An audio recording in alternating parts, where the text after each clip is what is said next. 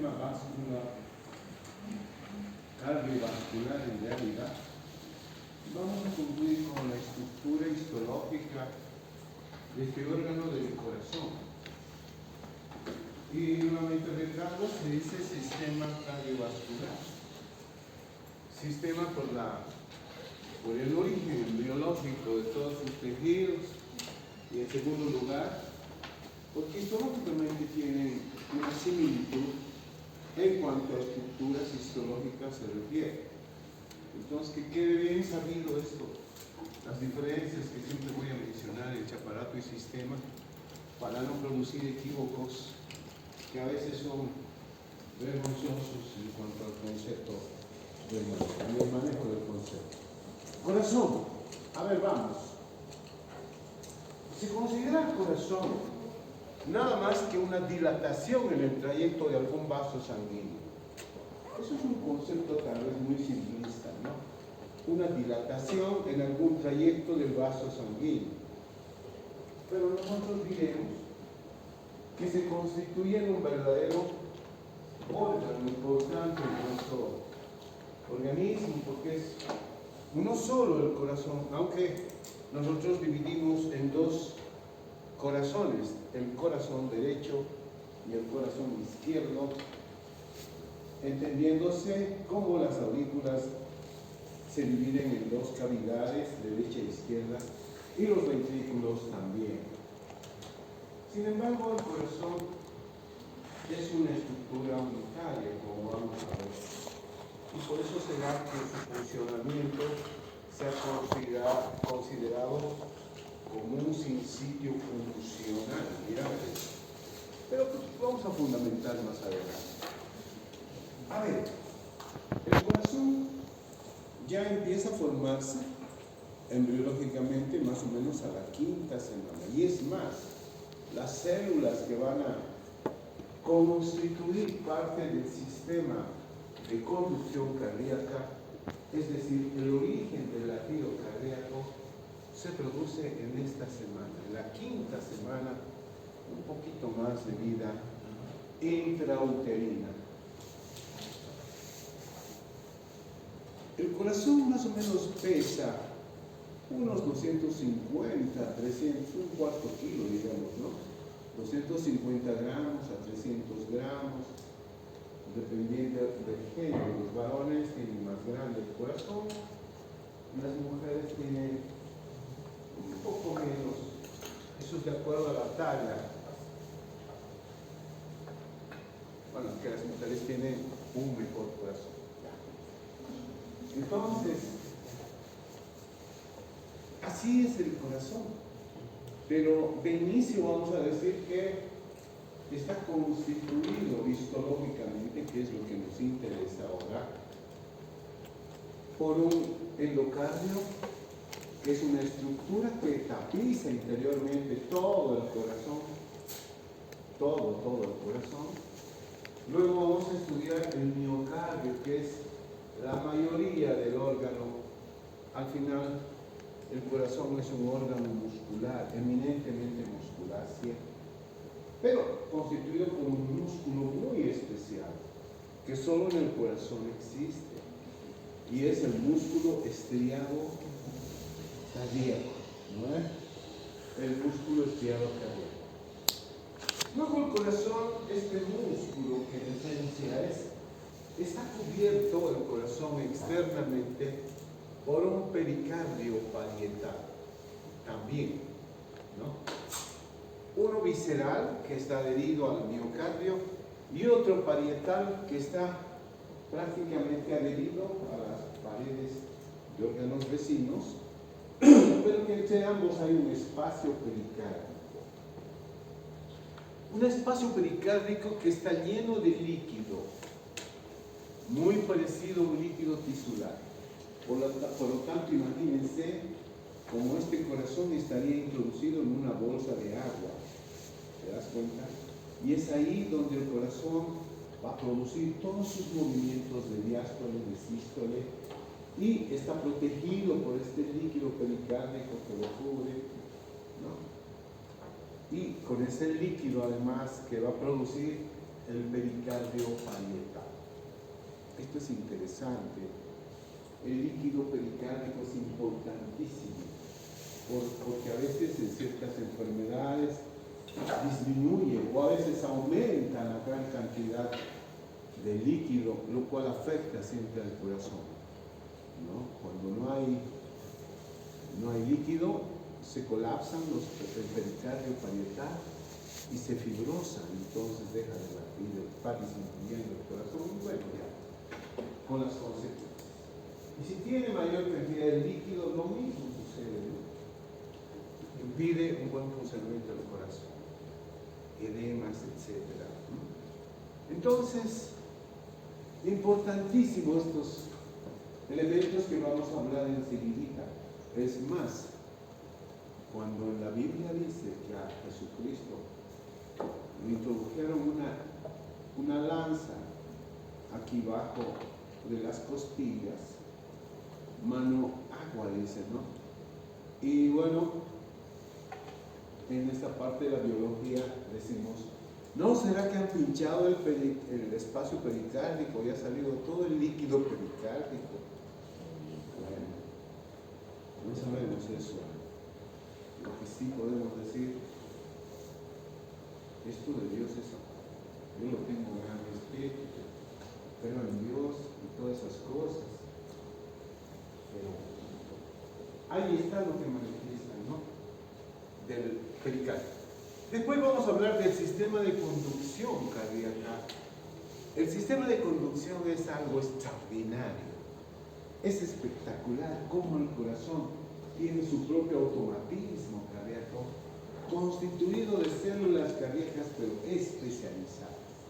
Y aquí vamos a mencionar a las diferentes categorías de células que tiene el corazón, e inclusive a las células marcapaso auxiliares. Hay unas células espectaculares y que además se especializan en producir hormonas. Miren, el corazón, ¿quién ha dicho que el corazón existe? La cardionatrina, la cardiodilatina, ¿no? Todo eso se produce en ahí. Luego vamos a hablar de los vasos sanguíneos, que ya hemos hablado, los vasos sanguíneos, arteriales, venosos, linfáticos. Toda esta parte ya la tenemos descrita. Tal vez algo comentemos de las coronarias, que son vasos sanguíneos que llegan al corazón, pero bueno, vamos a ver.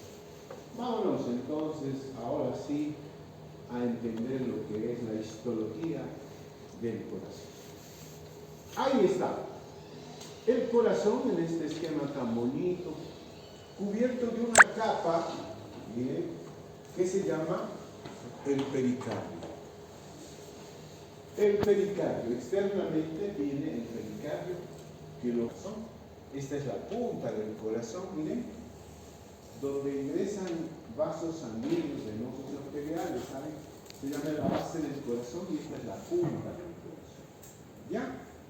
Muy bien. Miren que el corazón está cubierto entonces externamente por esta capa llamada el pericardio. Claro, vamos a decir pericardio seroso porque se constituye en un tejido secretor. Es el que produce este líquido pericárdico que se acumula en el espacio pericárdico y que mantiene su volumen, el volumen de este líquido y la constancia química, como siempre digo. Entonces, la importancia del pericardio está ahí, que le produce el líquido, le cubre el corazón, de esa manera le protege, le amortigua en todos los movimientos que va a realizar el corazón. Pero por otra parte, tenemos que observar de adentro para afuera la constitución histológica. Esta es la membrana que cubre, pero ¿qué pasa si estudiamos desde dentro del corazón, de esas cavidades que son las aurículas y los ventrículos? Entonces, revisando los textos en fe, encontré un esquemita hecho a mano que me parece extraordinario. Yo le añadí todos los elementos de indicadores para para que podamos comprender cómo es la histología del corazón. Enseguida les voy a mostrar. Esto es lo mismo en realidad que nos está mostrando de adentro para afuera. Adentro está el endocardio, más abajo está el miocardio, después tenemos prácticamente la capa visceral del pericardio, o mejor también conocido como el epicardio, ¿no? Ahí está. Y por supuesto en este tejido conjuntivo muy próximo que tiene un epitelio estarán los vasos coronarios, de los cuales yo hablaba hace ratito. Pero para ser más precisos ahora, este es el esquema que les he contado. Y miren, con esto me van a entender mejor de lo que estoy hablando. Es un esquema espectacular. Miren, partimos de conocer desde la capa interna hasta la periferia, hasta el pericardio. Miren, qué bonito es esto. Entonces me voy a pasar ahora explicándoles todo esto. Partimos del interior de las cavidades, de las aurículas, de los ventrículos, aunque hay que hacer una especificación. Si partiéramos desde los ventrículos, tendríamos unas células muy particulares que tengo que señalarlas. A ver, vamos. Primero, el endocardio. ¿Listo? El endocardio es una capa histológica que cubre interiormente, es muy parecido a la íntima, diríamos, de los vasos sanguíneos. ¿Me entienden? En la íntima señalábamos un epitelio, un endotelio, una membrana basal y una lámina propia, un tejido subendotelial, ¿te acuerdas? Un tejido conjuntivo subendotelial. Entonces en el corazón se llama endocardio. ¿Listo? ¿Qué es lo que tiene el endocardio?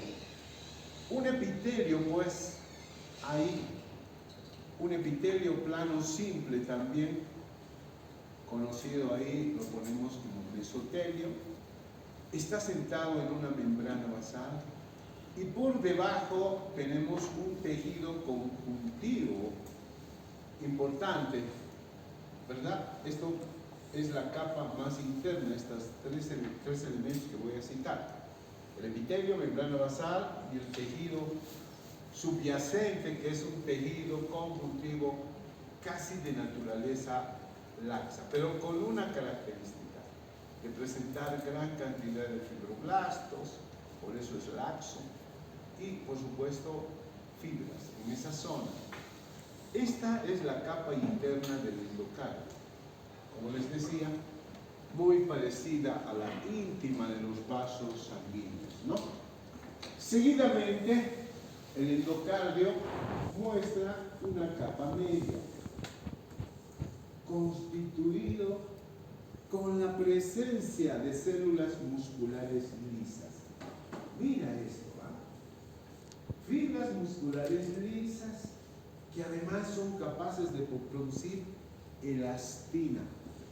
No te olvides, en los vasos sanguíneos, en las arterias elásticas particularmente, destacamos esto, que las fibras musculares lisas no solamente se contraen, relajan, todo eso, sino producen fibras elásticas de elastina. Eso es interesante. Ahí están entonces estas fibras musculares lisas constituyendo la capa media del endocardio.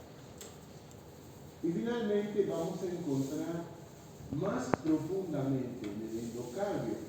Y aquí hay que destacar particularmente en los ventrículos. En los ventrículos es donde vamos a destacar la presencia de las famosas fibras de Purkinje. Ahí están. Son una especie de fibras musculares especializadas.